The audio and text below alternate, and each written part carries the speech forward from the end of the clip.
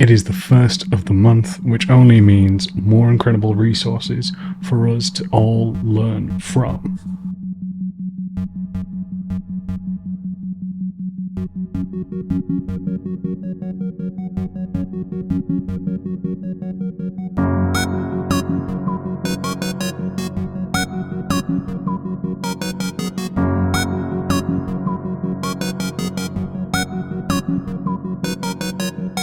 Hey everyone, I hope you're well, playing and making games that you all love. You're joining me, your host, Principal Mission Designer, Max Burrs. I feel I always have to go grander when I'm on screen, but if you didn't see that, it was just me waving my hands and arms in the air, and like I just don't care.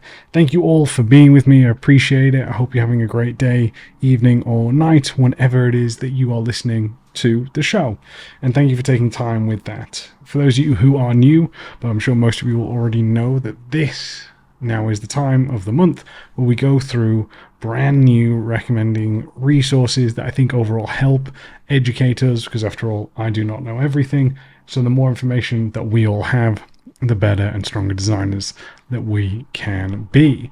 So with this in mind, we're going to go through about 5 recommendations which I'm excited for. But first, let's have a quick word from today's sponsor. Today's sponsor is none other than me. What I've done, everyone, and I hope you're excited for this, is I've actually created a level design kind of store. What I've done in this store is put up different kinds of tips and tricks that you can find there, whether that be my actual ebook itself, to that of level design pamphlets focused on different things such as traversal, stealth, breaking into the industry, as well as different talks that I have done which you cannot find anywhere else other than on this store. So if you are looking to improve on your level design skills and processes, then check out the Level Design Store, which will be down in the description below, where there'll be a link to find this. All you need to do is head over to gumroad.com/level design lobby. I hope you like what you see, and I look forward to hearing your thoughts. Thank you, and now back to the show. Now, the very first one is that of an article on Game Developer, which is called Cataclysmo Shows How Devs Can Be Inspired by Their Home Regions. And this one focuses on the game Cataclysmo, as I believe they were speaking at Digital Sun, focusing on, which is from my understanding, very similar game to, say, well, it's not similar, but a genre of RTSs, similar to, say, like Age of Empires, and talking about what it is that they learned from being there in Spain, what inspired them for that. And it's been one thing that I've been quite fascinated about recently. We've been showing a few different kind of design videos, but that's been architecture as well as product designs in the last couple resources recently. And there was also that of the documentary of Hideo Kojima that I watched. And it made me realize it's just the places we are can massively influence what we design and how we design, right? Like, this is a prime example, but other ones can be, if you think about Metal Gear Solid, with that of basically Snake trying to stop all the arm races to nuclear weapons, which happens to be the Metal Gears. It comes from the fact of, obviously, during World War II, that sadly, as we know, and brought up again with that of the Oppenheimer films, that Japan was obviously nuked, and really shows the influence from that. You can talk about Godzilla as well and how that's influenced for it. And it's really fascinating that probably other people wouldn't have thought about that, because Kojima himself, and obviously all the others who worked there, saw, or a generation or two removed from the impact of that devastating incident, right? Or if we look at CD Projekt Red with the Witcher franchise, right? That was taken from the IP of famous Polish author as well, and how that's all come into play with their folklore all again because of where they live for it as well. So it's quite a fascinating one. So I think it's a great deep dive for it. I'm just giving other examples that is I've seen throughout my career as well. And you can say that even in the British game industry, there is a lot of racing games that come from England, because of the fact that if you look at Formula One, a lot of the bases of these teams are based out here in the UK. And that's really important, again, that when you're looking for inspiration, don't be afraid to go look for these different inspirations around where you live, as it may be far more interesting. I think it was contracted an Italian studio that are making a Souls-like game as well, and now for some reason I've forgotten the name of it. But again, the inspiration for that in some ways comes from some of the bosses, came from like opera singers, the masks with the Renaissance back with them as well. So it's a really fascinating, again, taking inspiration from that lore where you come from with it as well. So yeah, strongly recommend having a read into that one. Now, with that being resource numero uno, the second resource is a GDC talk from a previous colleague of mine, Miles Toast, which is on that of the level design of Cyberpunk. Now, we've all seen the one that I've done, but Miles is, again, very experienced, very good LD, and he's breaking down kind of the elements we got right, the elements we got wrong in terms of our design and how it could have been improved. Some of these improvements were addressed in that of Phantom Liberty, but not all for it. And now Miles is the lead LD on the new Witcher project, which is great, and a very good talk overall with it. I'm really happy you got a chance to go to GDC and present it. And yeah, kind of breaking down, when you think of other games that give you as much freedom as, say, Cyberpunk, there's obviously other ones like the original Deus Ex series, that of System Shock, Dishonored, Prey, all of these, and kind of the elements that we missed out upon by basically not letting players miss moments. So the routes are kind of a lot more interconnected and shorter in length versus that of the other games that I've referenced, and him kind of talking further upon that. And I think he did a great job. I don't think he mentioned it in the talk, but Phantom Liberty, I don't know if it released with the level or not, but there was something like a child auction which he had designed, and it was really good level. And again, he's showing that what we could do for that. So yeah, great job for it. Recommend. Good watch. It's only, I say only about an hour, but yeah, it's a fantastic one to, again, not only for him to share, but share the elements where we all thought we could improve for it, and hopefully you'll see those improvements in future entries in the Cyberpunk franchise as well. Now, number 3, we're going to go for this lovely book here, Color Inspirations. Now, for example, I have volume 2, but volume 1 and I think there's a volume 3 are also great for it as well. But really, it's about kind of showing the different colors that we can use, combinations. And I think it's a very fascinating one. I know it's not necessarily something you'd actually do so much in level design. It would actually be where art, lighting kind of take over for it. But the thing I like about it is we talk a lot about portfolios. Now, the book is all in French, just so you know, but there's not a lot of reading in it. Again, you can just see the kind of different patterns, colors. But yeah, you can then be told the color code to put it in that for it as well.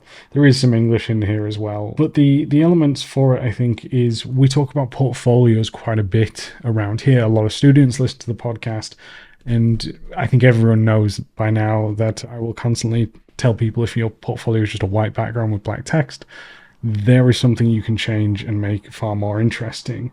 But coming up with that brand, coming up with the color combination that best suits or exemplifies your work is very hard. I mean, heck, if you're watching the YouTube video now, or even just seeing the logo of the level design lobby, it has its color theme, right? It has its shape theory along with it as well. And all of that comes with time. I mean, my website is the exact same, using those colors for it as well. And I think it's important to learn these things because, again, it may not exactly be applicable to level design itself.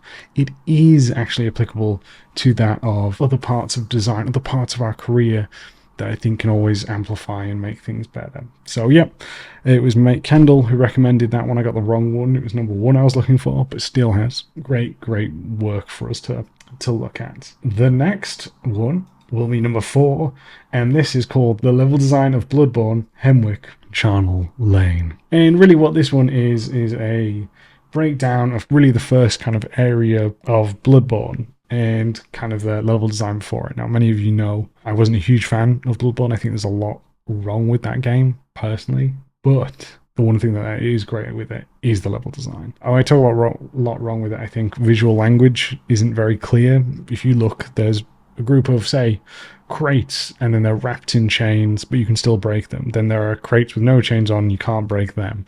Things like that kind of go off beat with it. I think the other thing is the element of UI, I don't think is particularly great at all. I just realized as well that their soul icon is basically branded mark in Berserk now. But sorry, I'm focusing on the wrong thing for it. I'm just justifying some of the things that I personally wasn't a fan of. But as I said, the level design is great, and I agree, even though I wasn't a fan of it, the level design, how it all connects, the atmosphere, the space, very, very good. And really, it's a deep dive on that. What inspired this talk for discussing it comes from that of someone had rated it very low on their reviews from Software's level design catalog. And I agree, like, again, I've not played every From Software game, but the level on this one was great. The different areas, the traversal through the spaces, the obviously connectivity, which they're very much known for. Yeah, to me, it's great.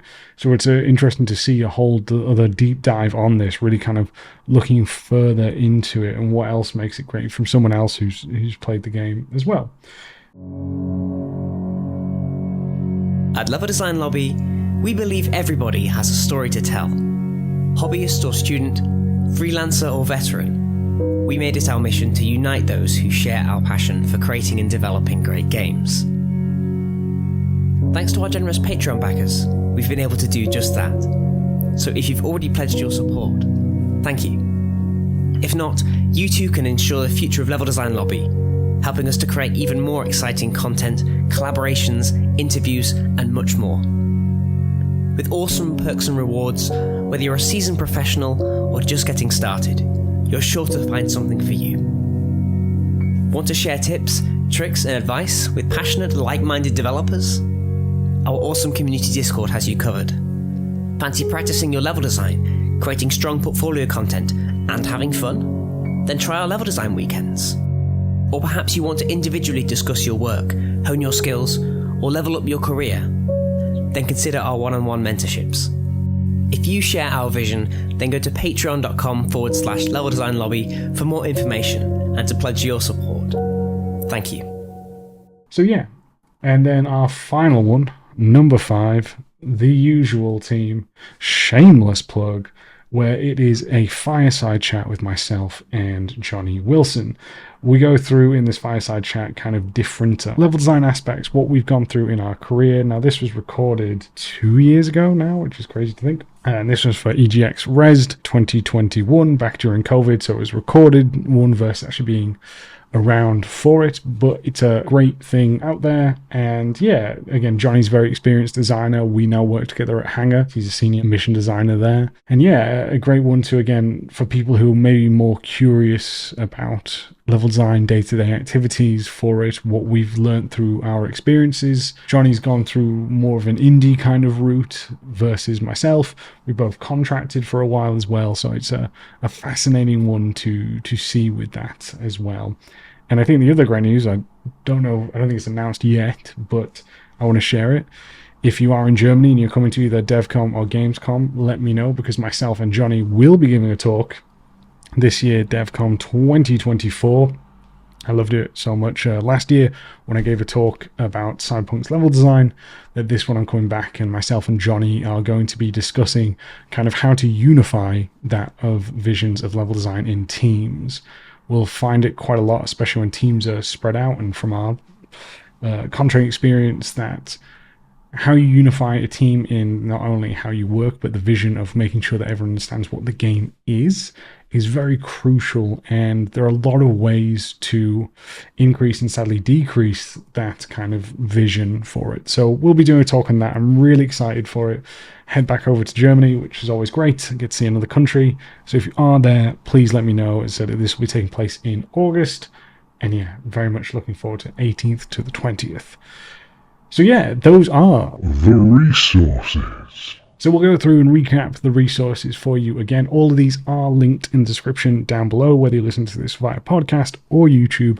They'll all be there for you to go out, check, and read.